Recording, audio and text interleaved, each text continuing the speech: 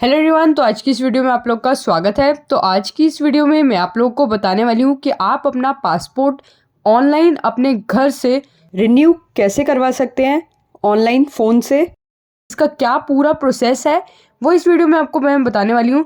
तो आपको क्या करना है, आपको इस वीडियो को एंड तक देखते रहना है और अगर आप मेरे चैनल पर नए हैं तो सब्सक्राइब ज़रूर कर लें और इस वीडियो को लाइक करना ना भूलें। तो चलो हम वीडियो को स्टार्ट कर लेते हैं। तो सबसे पहले आपको क्या करना है, आपको अपने गूगल क्रोम पर सर्च करना होगा passportindia.gov.in। तो इसका जो लिंक है मैं डिस्क्रिप्शन में दे दूंगी, आप वहाँ से डायरेक्टली इस पेज पर आ जाएंगे, क्योंकि ऐसे फेक वेबसाइट्स भी बहुत होती है। तो आप नीचे लिंक पे क्लिक करें तो ज़्यादा श्योर होगा। उसके बाद आपके पास कुछ इस तरीके का पासपोर्ट सेवा का पेज ओपन हो जाता है। यहाँ से आपको क्या करना होता है, आपको एक रेड कलर के बॉक्स में दिख रहा होगा न्यू यूज़र रजिस्ट्रेशन का ऑप्शन।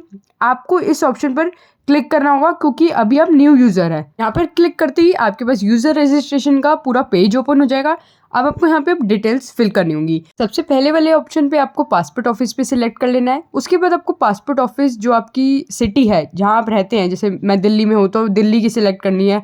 तो ऐसे आपको यहाँ से स्टेट अपनी सिलेक्ट कर लेनी होगी। उसके बाद आपको अपना नाम डालना होगा जो भी आपके डॉक्यूमेंट्स में गिवन है। जैसे अगर आपका नाम है राम कुमार शर्मा, तो आपका जो राम और कुमार है वो मिडिल नेम है कुमार आपका, तो वो भी आपको गिवन नेम में ही डालना होगा। जो सरनेम है जैसे शर्मा, तो वो आपको यहाँ पे सरनेम के ऑप्शन में फिल कर देना होगा। उसके बाद आपको अपनी डेट ऑफ बर्थ यहाँ से सिलेक्ट कर लेनी है। जो भी डिटेल्स आप दे रहे हैं वो आपके सारे डॉक्यूमेंट्स में एक ही होनी चाहिए। उसके बाद आपको यहाँ पे ईमेल आईडी फिल कर देनी है। ईमेल आईडी में आपके पास सारे अप टू डेट्स आते रहेंगे। उसके बाद ऑप्शन है do you want your login ID to be same as email ID, यानी कि आपका यहाँ पे यूज़र रजिस्ट्रेशन है पासपोर्ट सेवा के पेज पे, तो इसकी भी एक लॉगिन आईडी होगी आपकी। तो क्या वो आप लॉगिन आईडी सेम चाहते हैं अपने ईमेल आईडी के जैसे, तो आपको यहाँ पे येस कर देना है। उसके बाद लॉगिन आईडी आपके पास वही सेम आ जाएगी जो आपकी ईमेल आईडी है, उसको फिर आपको याद करके रखना है। और उसके बाद कोई पासवर्ड बनाना होगा और स्ट्रॉन्ग पासवर्ड बनाना होगा। उसके नीचे आपको कंफर्म पासवर्ड में वही पासवर्ड फिर से लिखना होगा और आपको ये पासवर्ड याद रखना होगा। फिर है हिंट क्वेश्चन। हिंट क्वेश्चन में आपके पास यहाँ पे क्वेश्चन सारे होंगे।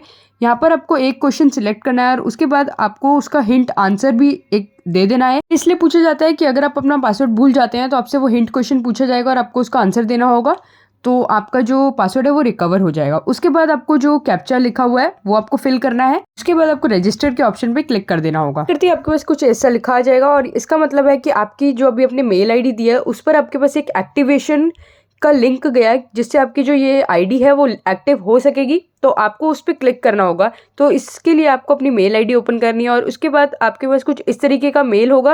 यहाँ पर एक लिंक दे रखा होगा, इस लिंक पर आपको क्लिक करना होगा और उसके बाद आपके पास ये पेज ओपन हो जाएगा। यहाँ पर आपको यूज़र आईडी डालनी है जो आपने अभी सिलेक्ट करी थी ईमेल आईडी की जैसी, वो आपको यहाँ पे डालनी है। उसके बाद आपको सबमिट पर क्लिक करना है। उसके बाद आपके पास आ जाएगा your account has been activated successfully. तो ये आपका अकाउंट सक्सेसफुली एक्टिव हो गया है। अब आपको click here to log in पे क्लिक करना है या फिर आप यहाँ पे होम पेज पे चले जाएंगे। उसके बाद आपने न्यू यूज़र रजिस्ट्रेशन पे पहले क्लिक करता, अब ग्रीन कलर में एग्जिस्टिंग यूज़र लॉगिन पर आपको क्लिक करना होगा। उसके बाद आपके पास लॉगिन का पेज आता है। यहाँ पर आपको फिर से लॉगिन आईडी डालनी है और उसके बाद कंटिन्यू पे क्लिक करना है और उसके बाद आपको पासवर्ड डालना होगा जो आपने बनाया था और उसके बाद आपको ये कैप्चा कोड यहाँ पे फिल करना है और फिर लॉगिन पर आपको क्लिक करना है। उसके बाद आपके पास एक पेज आ जाएगा एप्लीकेंट होम का। तो सबसे पहले ऑप्शन में ही लिखा हुआ है री इशू ऑफ पासपोर्ट, उस पर आपको क्लिक करना होगा। उसके बाद आपके पास एक पेज आ जाएगा जहाँ से आप री इशू ऑफ पासपोर्ट कर सकेंगे। तो यहाँ पर दो चीज़ें होती हैं कि एक आप ऑनलाइन ही फिल कर सकते हैं और दूसरा होता है कि आप ऑफलाइन जो है फॉर्म सबमिट कराते हैं। तो अभी हम ऑनलाइन कर रहे हैं तो हमारे को फर्स्ट वाले ऑप्शन पे लिंक होगा, उस पर आपको क्लिक करना है। अब जो है आपको अपनी स्टेट यहाँ से सिलेक्ट करनी है। स्टेट सिलेक्ट करने के बाद आपको यहाँ से अपना डिस्ट्रिक्ट भी सिलेक्ट करना होगा। ये करती है आपके पास पासपोर्ट टाइप का एक पेज आ जाता है। तो सबसे पहला क्वेश्चन होता है अप्लाइंग फॉर। तो आप रिन्यूअल के लिए कर रहे हैं तो आपको री इशू ऑफ पासपोर्ट पे क्लिक करना होगा। आपके पास दो ऑप्शन होते हैं कि अगर आपका पासपोर्ट जो है 3 साल से ज़्यादा वैलिडिटी में एक्सपायर हो गया है तो आपको फर्स्ट ऑप्शन सिलेक्ट करना है, और अगर आपका जो पासपोर्ट है वो 3 साल के अंदर ही एक्सपायर हुआ है या फिर आपका भी पासपोर्ट एक्सपायर होने वाला है तो आपको सेकंड ऑप्शन पे क्लिक करना होता है। उसके बाद होता है टाइप ऑफ एप्लीकेशन। तो मैं अभी यहाँ पे नॉर्मल वाली कर रही हूँ।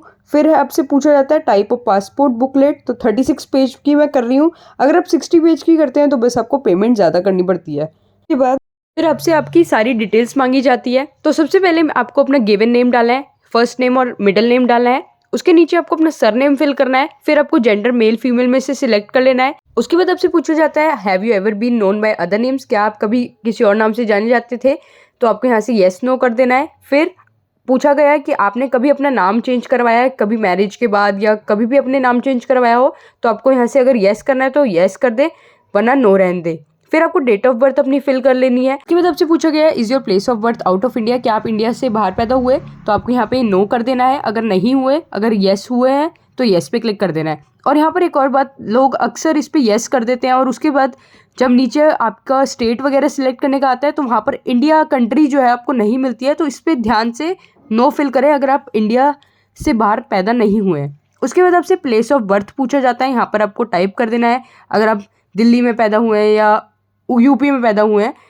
और उसके नीचे आपको यहाँ से स्टेट सिलेक्ट कर लेनी है, फिर आपको डिस्ट्रिक्ट सिलेक्ट कर लेना है। उसके बाद आपके पास है ऑप्शन मैरिटल स्टेटस, अगर आप सिंगल है तो सिंगल, मैरिड है तो मैरिड, जो भी आपका है स्टेटस वो आप यहाँ से सिलेक्ट कर लें। फिर सिटीज़न ऑफ इंडिया आप कैसे हैं, बाय बर्थ हैं तो बाय बर्थ कर दें। उसके बाद पैन कार्ड नंबर अगर आपके पास है तो आप यहाँ पर फिल कर सकते हैं। उसी के साथ आपके पास अगर वोटर आईडी नंबर भी है तो वो भी आप यहाँ से फिल कर सकते हैं। आपसे पूछा गया एम्प्लॉयमेंट टाइप कि आप क्या काम करते हैं, तो यहाँ से आप जो भी करते हैं काम वो यहाँ से आप सिलेक्ट कर लें। उसके बाद आपसे पूछा गया कि अगर आपके पेरेंट्स सरकारी नौकरी करते हैं तो आपको यहाँ पे येस फिल करना है, वरना आप नो रहने दें। फिर आपको अपनी एजुकेशन क्वालिफिकेशन डालनी है, जो भी आपने जितने तक पढ़ाई करी है वो आपको यहाँ से सिलेक्ट कर लेनी है। उसके बाद आपसे पूछा गया कि आप नॉन ईसीआर कैटेगरी के लिए एलिजिबल हैं या नहीं, तो अगर आप हैं या नहीं उसका आप पता कैसे लगा सकते हैं। यहाँ पर साइड में ही एक लिंक है, इस पर आपके पास एक पेज ओपन हो जाता है। तो यहाँ से अगर आप 10th पास हैं, आपने 10 से ज़्यादा अपनी पढ़ाई कर रखी है, तो आप नॉन ईसीआर के लिए एलिजिबल हैं, तो आप वहाँ से येस पे क्लिक कर दें। फिर आपसे पूछा गया है आपका आधार नंबर, अगर आपके पास आधार कार्ड नंबर है तो आप वो यहाँ पर फिल कर दें। और उसके बाद यहाँ नीचे आई एग्री येस पे क्लिक करें और फिर आपको नेक्स्ट पे क्लिक कर देना होगा। फिर आपसे आपकी फैमिली डिटेल्स मांगी जाती हैं, यहाँ पर आपको अपना फादर्स नेम लिखना होगा। उसके बाद उनका सरनेम है तो वो लिखना है, फिर आपको मदर्स नेम लिखना है, ऐसे ही उन्हीं का सरनेम लिखना होगा। और उसके बाद अगर आपके कोई लीगल गार्जियन है तो आप उनका भी नाम यहाँ पर दे सकते हैं और उन्हीं का सरनेम भी नीचे लिख सकते हैं। उसके बाद आपसे पूछा गया है अगर आपकी स्पाउस है तो आप उनका भी यहाँ पर नाम लिखें और उसके बाद सरनेम लिख दें। फिर आपको यहाँ से नेक्स्ट पे क्लिक करना है। अब जो है आपसे आपके एड्रेस की इन्फॉर्मेशन पूछी जाती है, तो is your present address out of India, अगर आपका इंडिया से बाहर एड्रेस है तो आपको यहाँ पे क्लिक कर देना है। और उसके बाद आपको अपना हाउस नंबर और स्ट्रीट नेम जो भी है वो यहाँ पे फिल कर देना होगा। फिर आपको अपना विलेज या टाउन सिटी का नाम लिखना है, फिर आपको स्टेट सिलेक्ट करनी है, फिर डिस्ट्रिक्ट सिलेक्ट करना है, फिर आपको जो नियरेस्ट पुलिस स्टेशन आता है वो यहाँ पर आपको सिलेक्ट करना है। फिर आपको नीचे पिन कोड डाल देना है, अपना मोबाइल नंबर देना है और आपको फिर से अपनी ईमेल आईडी देनी होगी। और उसके बाद आपको पूछा गया है इस परमानेंट एड्रेस अवेलेबल, तो यहाँ पर अगर आपको परमानेंट एड्रेस अवेलेबल है तो आपको येस पे क्लिक करना है। फिर आपसे पूछा जाता है कि आपका परमानेंट और प्रेजेंट एड्रेस सेम है, तो अगर आपका सेम है तो आप येस कर दें, अगर नहीं है तो नो करके आप जो परमानेंट एड्रेस है वो आप यहाँ पे फिल कर दें। फिर आपको नेक्स्ट पे क्लिक करना है। फिर आपको पूछा गया है इमरजेंसी कॉन्टैक्ट, कि अगर आपकी कोई इमरजेंसी हो जाती है तो आप वो किसको कांटेक्ट करें, तो आपको उनका नाम और एड्रेस एक ही बॉक्स में फिल करना है, उनका मोबाइल नंबर फिल करना है और ईमेल आईडी फिल करनी है। उसके बाद आपको नेक्स्ट पे क्लिक करना है। फिर आपसे आपके प्रीवियस पासपोर्ट की डिटेल्स मांगी जाती है, तो ये सारी डिटेल्स वही होंगी जो आपके पासपोर्ट पे लिखी होंगी, तो आप वहाँ से नोट करके ये सारी डिटेल्स जो है वो फिल कर। उसके बाद आपसे पूछा गया है कि आपका कोई डिप्लोमेटिक पासपोर्ट है या नहीं, तो आपको details not available second option पे क्लिक करना है। फिर आपसे पूछा गया है कि आपने पासपोर्ट अप्लाई किया बट इशू नहीं हुआ, तो इस पे भी आपको नो वाले ऑप्शन पर क्लिक करना है, आप नेक्स्ट पे क्लिक कर दें। उसके बाद आपसे अदर डिटेल्स पूछी जाती हैं। यहाँ पर ये डिटेल्स होती हैं कि अगर आप पे कभी कोई केस चला है तो उसके बारे में, या कोर्ट ने आप पे कोई पाबंदी लगाई हो बाहर जाने के लिए तो उस बारे में होती है। तो आपकी अगर नहीं है तो आपको यहाँ पे सब में नो फिल कर देना है और उसके बाद आपको नेक्स्ट पे क्लिक करना होगा। उसके बाद आपके पास प्रीव्यू का पेज आ जाएगा कि आपके पासपोर्ट में इस तरीके से आपकी डिटेल्स फिल होंगी, यहाँ से आप चेक कर सकते हैं। उसके बाद आपको यहाँ पे नेक्स्ट पे क्लिक करना है। नेक्स्ट पे क्लिक करते ही सेल्फ डिक्लेरेशन का एक फॉर्म आ जाता है, तो आपको यहाँ पे प्रूफ ऑफ बर्थ सिलेक्ट करना है। आप यहाँ से जो भी आपके पास प्रूफ है, आधार कार्ड है या वोटर आईडी है, वो आप यहाँ से सिलेक्ट कर लें। उसके बाद प्रूफ ऑफ प्रेजेंट एड्रेस, तो यहाँ से आप सिलेक्ट कर सकते हैं आधार कार्ड। बाद आपके पास ऑप्शन है कि अगर आप पासपोर्ट सेवा SMS सर्विस लेना चाहते हैं तो आप येस पर क्लिक कर सकते हैं और यहाँ से अपना मोबाइल नंबर डाल सकते हैं जिस मोबाइल नंबर पे आपको ये सर्विस चाहिए, वरना आप नो भी कर सकते हैं। अगर आप येस करते हैं तो जब आपकी अपॉइंटमेंट होगी वहाँ से आपको तब आपसे पूछा जाएगा, तो आपको वहाँ पे 50 रुपये इतने सबमिट कराने होंगे, तो आप ये ले सकते हैं, काफ़ी बेनिफिट होता है इसका। उसके नीचे आपको यहाँ पे प्लेस अपनी डाल देनी है जहाँ से अभी आप अप्लाई कर रहे हैं, डेट अपने आप आ जाएगी।